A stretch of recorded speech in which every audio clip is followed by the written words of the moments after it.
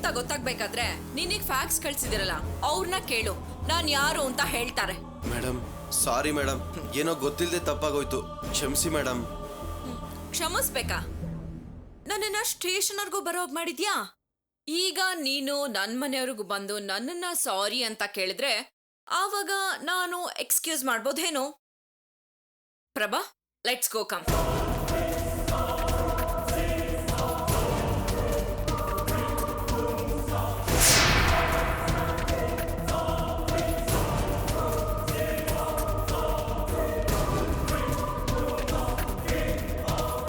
Key ಕೊಡಿ.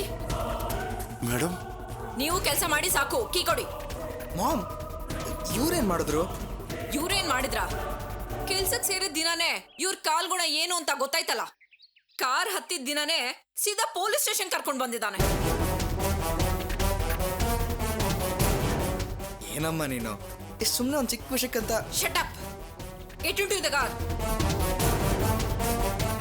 ನೀವು ಮಾಡಿರೋ ತಪ್ಪಿಗೆ ನನ್ ಮಗ ಸ್ಟೇಷನ್ ವರ್ಗೂ ಬರ್ಬೇಕಾ? ನನ್ ಮಗ ಗಾಡಿ ಕದ್ದಿದ್ದಾನೆ ಅಂತ ನಿನ್ ಮಗಳು ಕಂಪ್ಲೇಂಟ್ ಕೊಟ್ಟಿದ್ದಾಳಲ್ಲ. ಒಳ್ಳೆ ಫ್ಯಾಮಿಲಿ ಕಣೋ ನಿಂದು. ನಾನ್ ಮನ್ಸ್ ಮಾಡಿದ್ರೆ ನಿನ್ ಮಗಳನ್ನ ಒದ್ದು ಒಳಗಾಕಿಸ್ತೀನಿ. Be careful. ನೋಡಕ್ಕೆ ಇನ್ನೋಸೆಂಟ್ ತರ ಕಾಣಿಸ್ತಾ ಇದ್ಯಾ, ಅದಕ್ಕೆ ಎಕ್ಸ್ಕ್ಯೂಸ್ ಮಾಡ್ತಾ ಇದೀನಿ. ಕೀ ಕೊಡು ನಂದು. ಏಯ್ ಬಾರೋ.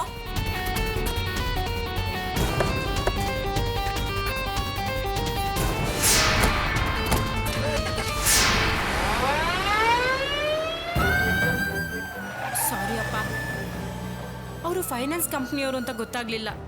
ಯಾರೋ ಕಳ್ಳ ಅನ್ಕೊಂಡು ಹೀಗ್ ಮಾಡ್ದೆ, ಬೇಕು ಅಂತ ಮಾಡಿಲ್ಲ. ದೀಪಾ, ಏನ್ ಮಾಡೋಕ್ಕಾಗುತ್ತೆ, ಎಲ್ಲ ನಮ್ಮ ಮನೆ ಬರ. ಏನ್ ಮಾಡಕ್ ಹೋದ್ರು ನೆಟ್ಗಾಗಲ್ಲ.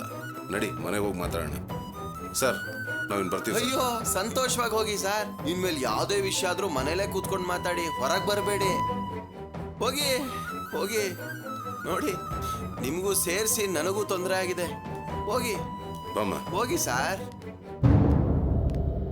ಅಯ್ಯೋ ನಾಣಿ, ಆ ಅಮ್ಮ ಸುಮ್ಮನೆ ಬಿಲ್ಡಪ್ ಕೊಡ್ತಾಳೆ ಅನ್ಕೊಂಡ್ರೆ ಬಾಂಬೆ ಹಾಕ್ಬಿಟ್ಟು ಹೋಗ್ಬಿಟ್ಲಲ್ಲೋ.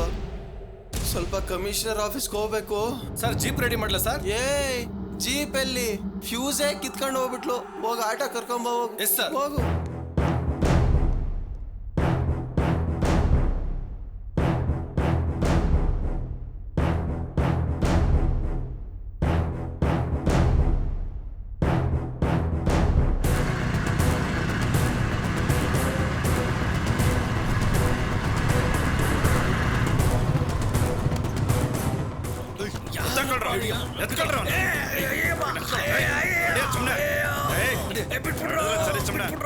ಯಾರು ನೀವೆಲ್ಲ?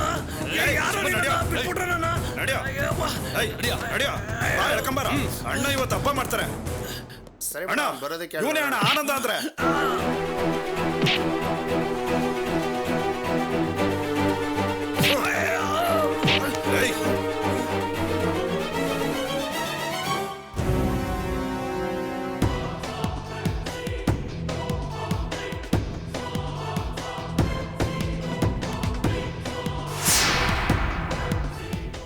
ಸಾರಿ ಹೇಳ್ಬಿಡೋಣ ಅಂದ್ರೆ ಗುರಾಯಿಸ್ತಾ ಇದ್ದಾನಲ್ಲಪ್ಪ. ಈ ಮುಖಕ್ಕಿಂತ ಆ ಮುಖನೇ ಪರವಾಗಿಲ್ಲ.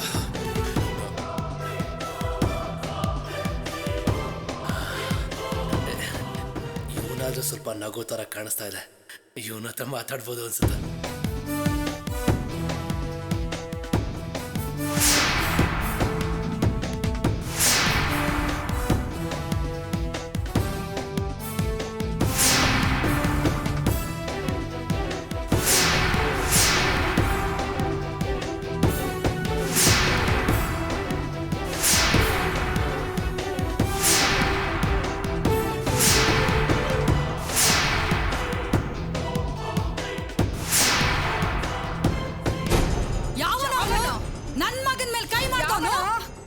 ನನ್ ಮೈದನ್ ಮೇಲೆ ಕೈ ಮಾಡ್ತೇನೋ? ನೀನೇನೇನೋ ನನ್ನ ಮಗನ ಮೇಲೆ ಕೈ ಮಾಡ್ದವನು? ಲೈ, ನಿನಗೆಷ್ಟು ಧೈರ್ಯ ಇರಬೇಕು? ಬಿಡ್ತೀನಿ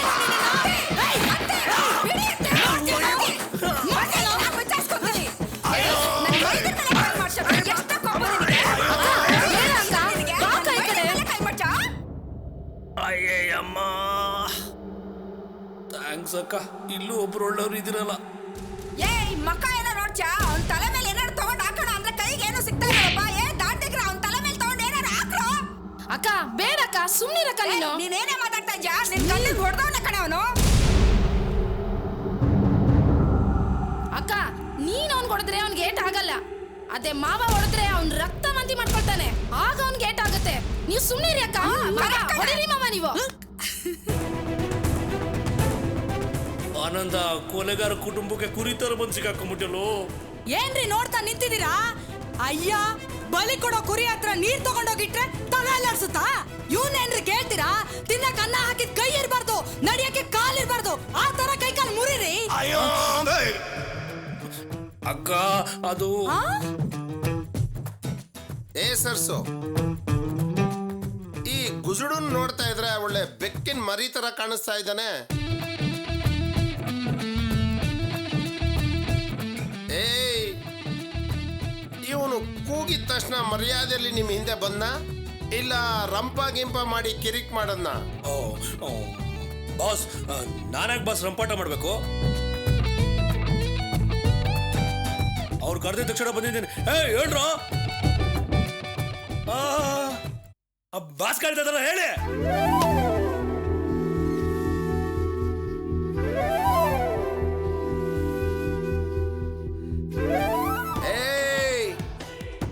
ನಿಧಾನ, ಅಣ್ಣನ ಮುಂದೆ ವಾಯ್ಸ್ ಇರಬಾರ್ದು. ನೋಡಿದ್ರಣ ನಿಮ್ ಮುಂದೆ ಎಷ್ಟು ಜೋರಾಗಿ ಮಾತಾಡ್ತಾರೆ. ನೀವು ಹೂವನ್ನೇ ಇಲ್ಲೇ ಅಡ್ಡಾಡೋ ಸೀದಾ ಹಾಕ್ಬಿಡ್ತೀನಿ ಇವನ್ನ. ಏಯ್ ಇರ, ಇವನನ್ನು ನೋಡ್ತಾ ಇದ್ರೆ ಒಳ್ಳೆ ಗುದ್ದಾಟದಲ್ಲಿ ಮುದ್ದೆ ಆಗಿರೋ ಕತ್ತೆ ತರ ಕಾಣಿಸ್ತಾ ಇದ್ದಾನೆ. ನಾನೇನಾದ್ರೂ ಹೊಡೆದ್ರೆ ಇವನು ತಡ್ಕಂತಾನೇನೋ.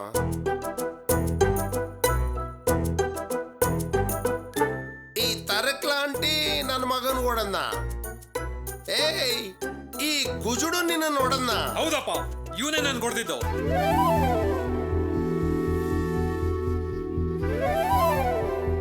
ನಾಟಕ ಮಾಡ್ತಾ ಇದ್ದಾನೆ. ಸ್ಟೇಷನ್ ಅಲ್ಲಿ ಎಷ್ಟು ಕೊಬ್ಬಿದ್ದ ಮಾತಾಡ್ದ ಗೊತ್ತಾ ಇವನು. ಇವ್ನು ಹೊಡೆದಿದ್ ಹೇಟ್ಗೆ ನನ್ನ ತಲೆನೇ ಹೊಡೆದೋಗಿದೆ.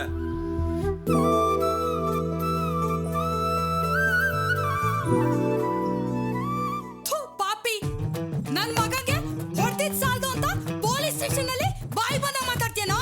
ನಿನ್ನ ನೀವತ್ ಏನ್ ಮಾಡ್ತೀನಿ ನೋಡು.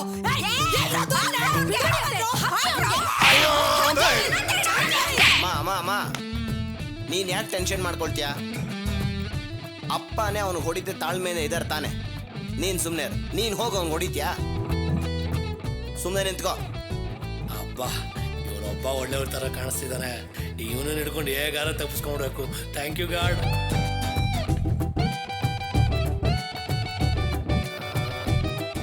ಏಯ್, ಏನ ನಮ್ಮ ಮುಂದೆನೆ ನಗ್ತಾ ಇದ್ಯಾ? ಬಿಚ್ಚ ಶರ್ಟ್ ಬಿಚ್ಚಲೇ.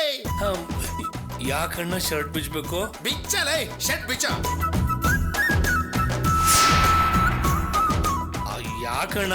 ಬಿಚ್ಚಾಕೋ, ಮರ್ಯಾದೆಯಿಂದ ಶರ್ಟ್ ಬಿಚ್ಚಾಕೋ. ಏನ ಪೊಲೀಸ್ ಯೂನಿಫಾರ್ಮ್ ಹಾಕೊಂಡಿದ್ದೀನಿ ಅನ್ನೋ ಅಹಂಕಾರದಲ್ಲಿ ತಾನೇ ನೀನ್ ನನ್ನ ಮಗನ್ ನೋಡ್ದಿದ್ದು. ಶರ್ಟ್ ಬಿಚ್ಚಲೇ.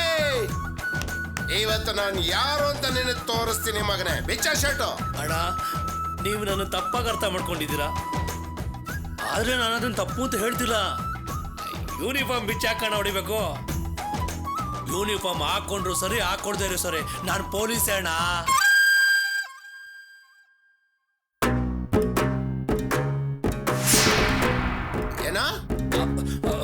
ಅಣ್ಣ, ನಾನು ಏನ್ ಹೇಳಕೊಟ್ಟೆ ಅಂದ್ರೆ, ನಾನು ನಿಮ್ ಸೇವೆಗಿರೋ ಪೊಲೀಸು ಒಂದೇ. ಅಣ್ಣ, ನಾನು ಏನ್ ಹೇಳಕ್ ಹೊರಟೆ ಅಂದ್ರೆ, ನಾನು ಪೊಲೀಸ್ ಆಗಿರೋದ್ರಿಂದ ನೀವು ನೋಡಪ್ಪ, ನಮ್ಮಿಂದೇನು ಕಿತ್ಕೊಳಕ್ ಆಗಲ್ಲ ಅಂತ ಹೇಳ್ತಾ ಇದ್ದಾನ ಅವನು.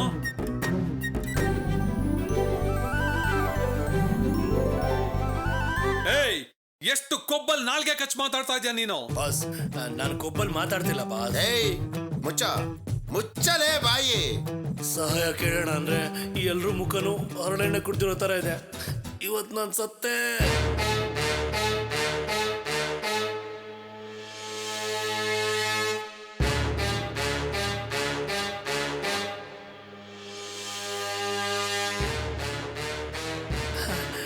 ನೀವಾದ್ರೂ ನನ್ನನ್ನು ಅರ್ಥ ಮಾಡ್ಕೊಂಡಿದ್ದೀರಾ ಅನ್ಕೊಂಡಿದ್ದೀನಿ. Help me sir.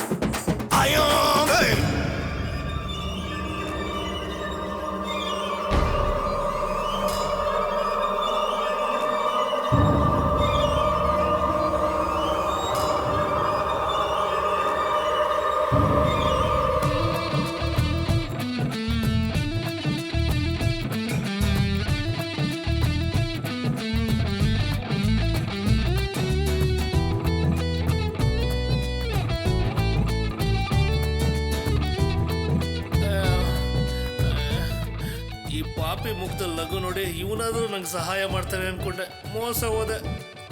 ನಗ್ನಗ್ತಾನೆ ಬಾರಿಸ್ಬಿಟ್ರಲ್ಲಪ್ಪ. ಲೋ ಇನ್ನು ಏನೋ ನೋಡ್ತಾ ಇದ್ಯಾ? ನಿನಗೆ ಎಲ್ಲೆಲ್ಲಿ ಹೊಡೆದ್ನ ಅವ್ನು ಪೊಲೀಸ್ ಸ್ಟೇಷನ್ ಅಲ್ಲಿ ಅಲ್ಲೆಲ್ಲ ಹೊಡಿ ಅವನನ್ನ. ನೀನ್ ಹೊಡಿಯೋ ಏಟಿಗೆ ಅವ್ನ್ ತಲೆ ಬುಡ 2 ಹೋಳಾಗ್ಬಿಡ್ಬೇಕು, ಹಂಗ ಹೊಡಿ ಅವನ್ನ. ಇಲ್ಲಿ ನೋಡಿ, ನೀವ್ ಹೊಡಿಯೋ ಶಬ್ದಕ್ಕೆ ನನ್ ಕಿವಿ ಕಿವಿಡಾಗ್ಬಿಡ್ಬೇಕು, ಹಾಗೆ ಹೊಡಿರಿ ಅವನ್ಗೆ. ಏಯ್ ಇರ. ಹಲೋ, ಏನೋ ಸಮುದ್ರದಲ್ಲಿ ಹಾಕಿ ಮುಣಗಿಸ್ಬಿಡ್ತೀನಿ ಅವನನ್ನ. ಫೋನ್ ಇಡೋ, ಬರ್ತಾ ಇದ್ದೀನಿ. ಏಯ್ ಯೋಗಿ, ಆ ಮಂಗಳೂರಲ್ಲಿ ಧರ್ಮರಾಮ್ ಸೇಠರ ಬಾಲ ಬೀಸ್ತಾ ಇದ್ದಾನಂತೆ. ಅವನ ಬಾಲನ ಕತ್ತರಿಸಿ ಸಮುದ್ರದಲ್ಲಿ ಮುಣಗಿಸ್ಬಿಡ್ತೀನಿ. ನಡಿಯ, ಇಮಿಡಿಯೇಟ್ ಮಂಗಳೂರಿಗೆ ಹೋಗೋಣ. ಅಪ್ಪ ಇವನ್ನೇನ್ ಮಾಡೋಣ? ಏಯ್, ಈ ತರಕ್ಲಾಂಟಿ ಹೊಡೆದ್ರೆ ಇವ್ನು ತಡ್ಕೊಂತಾನೇನೋ. ನಾ ಹೊಡೆಯೋ ಏಟ್ಗೆ ಸತ್ತೋಗ್ಬಿಡ್ತಾನೆ. ನನಗೆ ಅರ್ಜೆಂಟಾಗಿ ಮಂಗಳೂರಲ್ಲಿ ಕೆಲಸ ಇದೆ. ಏಯ್ ಅಣ್ಣ, ಇವ್ನ ಕೈ ಕಾಲೆಲ್ಲ ಕಟ್ಟಿ ನಮ್ ಗೋಡನಲ್ಲಿ ಬಿಸಾಕ್ರೋ. ಸರಿ ಅಣ್ಣ. ಮಂಗಳೂರಿಂದ ಬಂದ್ಮೇಲೆ ಇವನನ್ನ ವಿಚಾರಿಸ್ಕೊಂತೀನಿ. ಆಯ್ತಣ್ಣ. ಹೋಗಿ ಕಾರ್ ತೆಗಿ, ನಡಿಯೋ.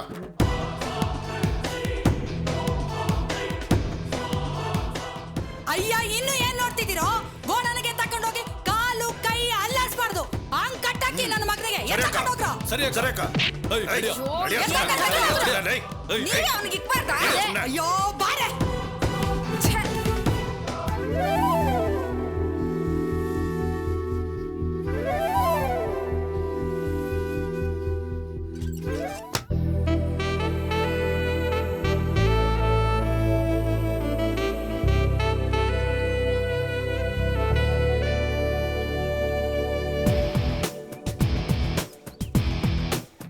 ಇವತ್ತು ಕ್ಲಾಸ್ ಎಷ್ಟು ಇಂಟ್ರೆಸ್ಟಿಂಗ್ ಆಗಿತ್ತಲ್ವಾ? ರೆಕಾರ್ಡ್ಸ್ ಒಂದು ಕಂಪ್ಲೀಟ್ ಮಾಡಿದ್ರೆ ಎಲ್ಲ. ಹೇಗಿದ್ಯಾ ತುಳಸಿ? ಚೆನ್ನಾಗಿದ್ಯಾ? ನೀವೇನಿಲ್ಲಿ? ಯಾಕೆ ಬರ್ಬಾರ್ದಾ? ಚೇಚೆ, ಹಾಗೆ ಹೇಳಿಲ್ಲ. ನೀವು ನನ್ನ ನೋಡೋದಕ್ಕೆ ಬಂದ್ರಾ? ಹೌದು ತುಳಸಿ, ನಿನ್ನ ಹತ್ರ ಸ್ವಲ್ಪ ಮಾತಾಡ್ಬೇಕಿತ್ತು. ನಿನ್ಗೇನು ಅಭ್ಯಂತರ ಇಲ್ಲ ತಾನೆ? ಇಲ್ಲ, ಹಾಗೇನೂ ಇಲ್ಲ. ನಾನು ಹೇಳೋದನ್ನ ನೀನು ಎಷ್ಟು ಮಟ್ಟಿಗೆ ನಂಬ್ತೀಯೋ ಬಿಡ್ತೀಯೋ ನನಗೆ ಗೊತ್ತಿಲ್ಲ. ನನ್ನ ಮೇಲಿರೋ ಸಿಟ್ಟಿಗೆ ನಾನು ಹೇಳಿದ ಯಾವುದನ್ನು ನೀನು ನಂಬಲೇಬಾರ್ದು ಅಂತ ಅನ್ಕೊಂಡಿರ್ತೀಯ. ಅಯ್ಯೋ, ನಿಮ್ಮೇಲೆ ನನಗೆ ಯಾವ ಸಿಟ್ಟು ಇಲ್ಲ. ಇಲ್ವಾ? ನಿನ್ನನ್ನು ಹುಡ್ಕೊಂಡು ನಾನು ಇಲ್ಲಿವರೆಗೂ ಬಂದಿರೋದ್ರಿಂದ ನನ್ನನ್ನು ನೋಯಿಸ್ಬಾರ್ದು ಅಂತ ಹೀಗೆ ಹೇಳ್ತಾ ಇದೀಯಾ? ಒಳಗೊಳಗೆ ಸಿಟ್ಟಿದ್ದೇ ಇರುತ್ತೆ. ನಾನು ನಿನ್ನ ಹತ್ರ ಅಷ್ಟು ಒರಟಾಗಿ ಮಾತಾಡಿದ್ದೀನಿ. ಇಲ್ಲಿ ನೋಡು ತುಳಸಿ, ನಿನ್ನ ಬಗ್ಗೆ ಅತ್ತೆ ಕೆಟ್ಟದಾಗ ಮಾತಾಡಿದ್ರಿಂದ ನಾನು ಹಾಗೆ ಕೆಟ್ಟದಾಗ ಯೋಚನೆ ಮಾಡ್ಬೇಕಾಗಿ ಬಂತು. ನೀನು ಆ ಥರದವಳಲ್ಲ ಅಂತ ಕೋರ್ಟಲ್ಲಿ ರಂಜಿತ್ ಹೇಳ್ದಾಗ್ಲೇ ನನಗೆ ನಿನ್ನ ಮೇಲಿದ್ದ ಸಂಶಯ ನಿವಾರಣೆ ಆಯಿತು. ಇವಾಗ ನೀನು ನಮ್ಮ ಕುಟುಂಬದಲ್ಲಿ ಒಬ್ಳಾಗಿದ್ಯಾ. ತುಂಬಾ ಥ್ಯಾಂಕ್ಸ್. ನಮ್ಮ ಮನೆಯವರು ತಮ್ಮನ ಮೇಲೆ ಎಷ್ಟು ಮಟ್ಟಿಗೆ ಪ್ರೀತಿ ಇಟ್ಕೊಂಡಿದ್ರು ಅಂತ ನಿನಗೆ ಗೊತ್ತಿಲ್ಲ. ಅವರಿಗೋಸ್ಕರ ಎಷ್ಟೋ ಸಲ ಅತ್ತೆ ಹತ್ರ ಕೂಡ ಜಗಳ ಆಡಿದ್ದಾರೆ, ಬೈಸ್ಕೊಂಡು ಇದ್ದಾರೆ. ಹಾಸ್ಪಿಟ್ಲಲ್ಲಿ ರಂಜಿತ್ತು ಇವ್ರನ್ನ ಅವಮಾನ ಮಾಡಿದಾಗ ನನ್ಗೆ ತಡ್ಕೊಳಕ್ಕಾಗ್ಲಿಲ್ಲ. ಆ ಸಿಟ್ನಲ್ಲಿ ನಾನು ರಂಜಿತ್ಗೆ 4 ಬೈದ್ಬಿಟ್ಟೆ. ಈಗ ಅದನ್ನೆಲ್ಲ ನೆನೆಸ್ಕೊಂಡ್ರೆ ನಾನು ಮಾಡಿದ ತಪ್ಪು ಅಂತ ಅನ್ನಿಸ್ತಾ ಇದೆ. ನಾನು ರಂಜಿತ್ ಅವ್ರಿಗೆ ಅದನ್ನೇ ಹೇಳಿದೆ. ಎಲ್ರೂ ನಿಮ್ಮ ಮೇಲೆ ಸಿಟ್ಟು ಮಾಡ್ಕೊಂಡಿದಾರಷ್ಟೇ, ಆದ್ರೆ ಎಲ್ರಿಗೂ ನಿಮ್ಮ ಮೇಲೆ ನಿಜವಾಗ್ಲೂ ಪ್ರೀತಿ ಇದೆ ಅಂತ. ಆದ್ರೆ ಅವ್ರಿಗೆ ನಂಬಿಕೆನೆ ಬರ್ತಿಲ್ಲ. ಎಲ್ರ ಮೇಲೂ ಬೇಸರ ಮಾಡ್ಕೊಂಡಿದ್ದಾರೆ. ಅದನ್ನ ಯೋಚನೆ ಮಾಡಿದ್ರೆ ನನಗೂ ನೋವಾಗತ್ತೆ. ಇಲ್ಲ ತುಳಸಿ, ಏನೋ ಸ್ವಲ್ಪ ಹೆಚ್ಚು ಕಡಿಮೆ ಆಗಿದ ತಕ್ಷಣ ಅಣ್ಣ ತಮ್ಮಂದ್ರ ಬಾಂಧವ್ಯ ಕಡ್ದು ಹೋಗಲ್ಲ. ಹೋಗ್ತಾ ಹೋಗ್ತಾ ಎಲ್ಲ ಸರಿ ಹೋಗುತ್ತೆ. ಆದ್ರೆ ಈಗ ನನ್ನ ಕಾಳಜಿನೇ ಬೇರೆ. ನೀನು ರಂಜಿತ್ ಕೊನೆವರೆಗೂ ಇದೇ ರೀತಿ ಪ್ರೀತಿಯಿಂದ ಅನ್ಯೋನ್ಯವಾಗಿರ್ಬೇಕು ಅನ್ನೋದು. ನೀವು ಅವ್ರ ಮೇಲೆ ಸಂಶಯ ಪಡ್ತಿದಿರೋ ಅಥವಾ ನನ್ನ ಮೇಲೆ ಸಂಶಯ ಪಡ್ತಿದಿರೋ ಗೊತ್ತಿಲ್ಲ. ನಾವು ಖಂಡಿತ ಕೊನೆವರೆಗೂ ಹೀಗೆ ಅನ್ಯೋನ್ಯವಾಗಿರ್ತೀವಿ. ತುಳಸಿ, ನಿಮ್ಮಿಬ್ಬರ ಮೇಲೂ ನಾನು ಸಂಶಯ ಪಡ್ತಾ ಇಲ್ಲ. ನಿನ್ ಮೇಲೆ ರಂಜಿತ್ ಎಷ್ಟೊಂದು ಪ್ರೀತಿ ಇಟ್ಕೊಂಡಿದ್ದಾರೆ ಅಂತ ನನಗೆ ಗೊತ್ತು. ಹಾಗೆ ರಂಜಿತ್ ಮೇಲೆ ನೀನು ಎಷ್ಟು ಪ್ರೀತಿ ಇಟ್ಕೊಂಡಿದ್ಯಾ ಅಂತನೂ ನನಗೆ ಗೊತ್ತು. ನೀವು ಅನ್ಯೋನ್ಯವಾಗಿದ್ರು ಸುತ್ತ ಇರೋರು ನಿಮ್ಮನ್ನ ಹಾಗೆ ಬದುಕೋದಕ್ಕೆ ಬಿಡ್ತಾ ಇಲ್ವಲ್ಲ. ನೀವು ಯಾರ ಬಗ್ಗೆ ಮಾತಾಡ್ತಾ ಇದ್ದೀರಾ ಅಂತ ನನಗೆ ಗೊತ್ತಾಗ್ತಾ ಇಲ್ಲ. ನೋಡ್ ತುಳಸಿ, ನೀನು ಈಗ ತಾನೇ ಮದುವೆ ಆಗಿರೋ ಹುಡುಗಿ, ನೋಡ್ದವ್ರನ್ನೆಲ್ಲರನ್ನು ಒಳ್ಳೆಯವರು ಅಂತ ನಂಬಿಡ್ತೀಯ. ಅದನ್ನ ನಾನು ತಪ್ಪು ಅಂತ ಹೇಳ್ತಾ ಇಲ್ಲ. ಆದ್ರೆ ಮನೆಗೆ ಬಂದವರೆಲ್ಲ ಒಳ್ಳೆಯವರ ಕೆಟ್ಟವರ ಅಂತ ತಿಳ್ಕೊಂಡು ನಡ್ಕೊಳ್ಳೋದು ಬುದ್ಧಿವಂತರ ಲಕ್ಷಣ.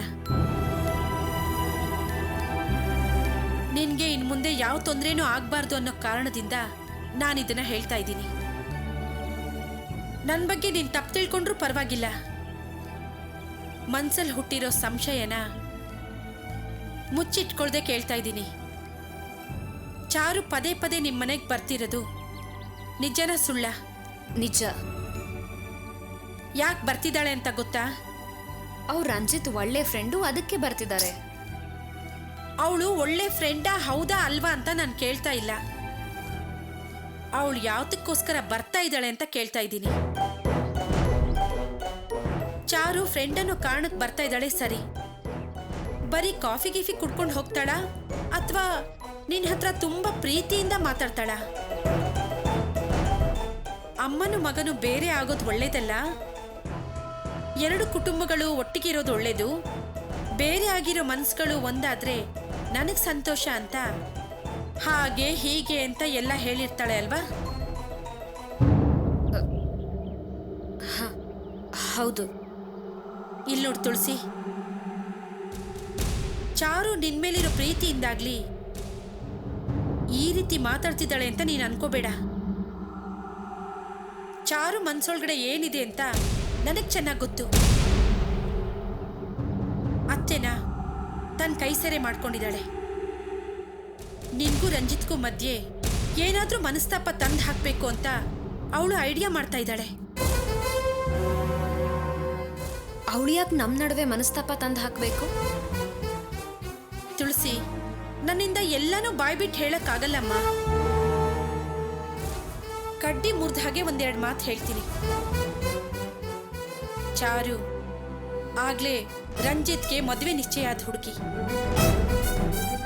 ಅವಳು ಆಗಾಗ ಮನೆಗೆ ಬರೋದು ಚೆನ್ನಾಗಿರೋದಿಲ್ಲ.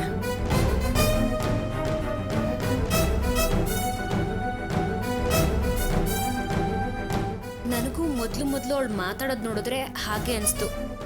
ಆದ್ರೆ ಇವಾಗ ಅವ್ರ ಮನೆಗೆ ಬಂದು ರಂಜಿತ್ ಅವ್ರ ಜೊತೆ ಮಾತಾಡೋದು ನೋಡಿದ್ರೆ ಹಾಗೇನೂ ಇಲ್ಲ. ಯಾರ ಮನ್ಸಲ್ಲಿ ಏನ್ ನಡೀತಾ ಇರುತ್ತೆ ಅಂತ ಅವ್ರ ಮುಖ ನೋಡಿದ ತಕ್ಷಣ ನೀನ್ ಅದನ್ನ ಅರ್ಥ ಮಾಡ್ಕೊಂಡ್ಬಿಡ್ತೀಯ ತುಳಸಿ. ನೀನು ಲಾವಣ್ಯಂಗೆ ಬಾಯಿಗೆ ಬಂದ ಹಾಗೆ ಮಾತಾಡ್ದೆ ಅಂತ ಮನೆಗೆ ಬಂದು ಅತ್ತೆ ಸಿಟ್ ಮಾಡ್ಕೊಂಡಿದ್ದಾರೆ. ನೀನೇನಾದ್ರೂ ಆ ಥರ ಮಾತಾಡ್ತೀಯಾ? ನಾನೇನ ಹತ್ರ ಮಾತಾಡ್ಲಿಲ್ವಲ್ಲ. ನಿಮಗೆ ಯಾರು ಹೇಳಿದ್ದು? ಲಾವಣ್ಯನೇ ಹೇಳ್ತಾ ಇದ್ಲು. ನನ್ಗದ್ರ ಬಗ್ಗೆ ಡೀಟೇಲ್ ಆಗಿ ಗೊತ್ತಿಲ್ಲ. ಏನೇ ಆದ್ರೂ ಲಾವಣ್ಯ ನಿನ್ನ ನಾದ್ನಿ. ಅವಳನ್ನ ಬೈಯೋ ಹಕ್ಕು, ಸಿಟ್ ಮಾಡ್ಕೊಳ್ಳೋ ಹಕ್ಕು ನಿನ್ಗಿದೆ. ಅದ್ರ ಬಗ್ಗೆ ಚಾರು ಯಾಕೆ ಮಾತಾಡ್ಬೇಕು? ಅವಳು ಯಾಕೆ ಅನಾಗತ್ಯವಾಗಿ ನಮ್ಮ ಕುಟುಂಬದ ವಿಷಯದಲ್ಲಿ ಮೂಗು ತೂರಿಸ್ಬೇಕು? ನೀನು ರಂಜಿತ್ ಇಬ್ರು ಜೊತೆಯಾಗಿರ್ಬೇಕು ಅನ್ನೋ ಕಾಳಜಿಯಿಂದ ನಾನು ಹೇಳ್ತಾ ಇದ್ದೀನಿ. ಅವಳನ್ನ ಮನೆ ಒಳಗೆ ಅಲೋ ಮಾಡಬೇಡ, ಅದು ನಿಮ್ಮಿಬ್ಬರಿಗೆ ಒಳ್ಳೇದು.